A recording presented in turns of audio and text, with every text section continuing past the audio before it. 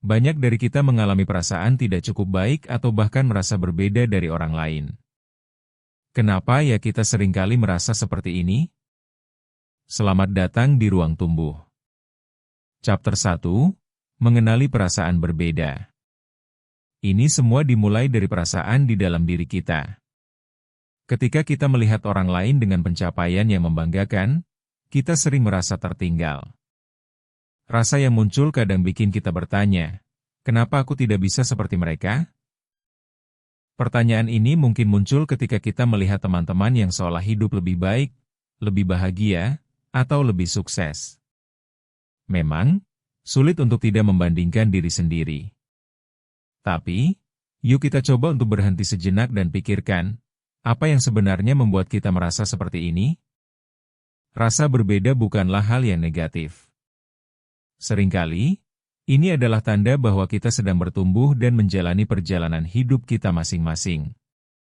Mengakui perasaan ini adalah langkah pertama untuk menerima diri sendiri.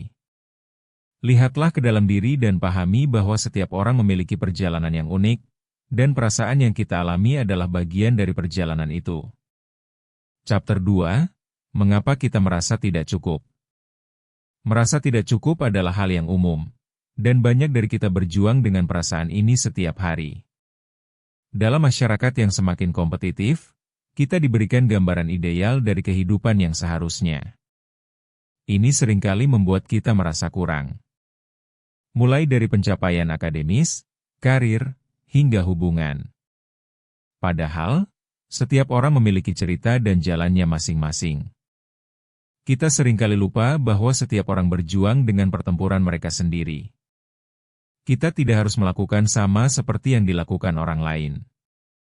Penting untuk diingat jika kita tidak sendiri dalam perasaan ini, dan mengizinkan diri kita untuk merasa lebih baik itu sangat penting.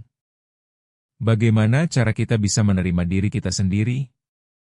Pertama, cobalah untuk menghargai apa yang sudah kamu capai.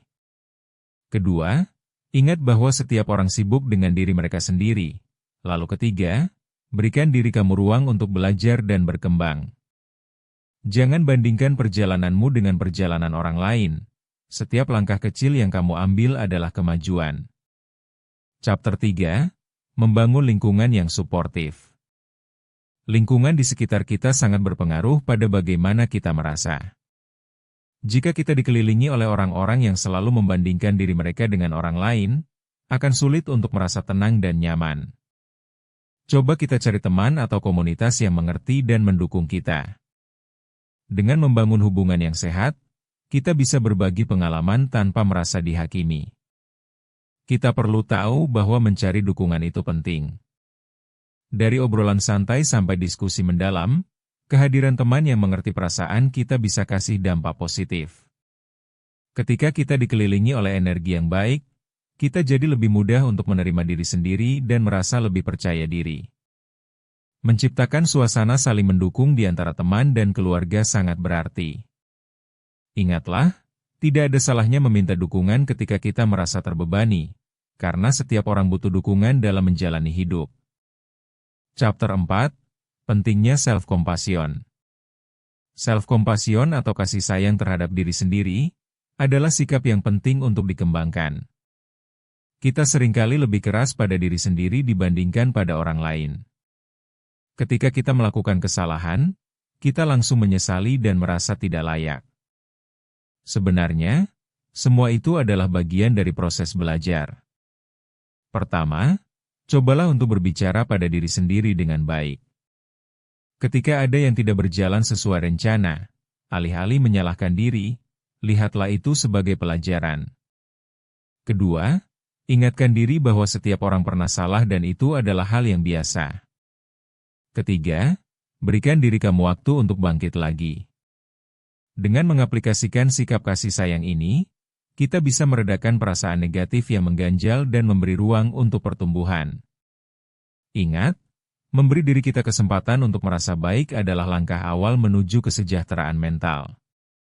Chapter 5, Bertumbuh pada tempo sendiri. Setiap orang memiliki jalannya masing-masing.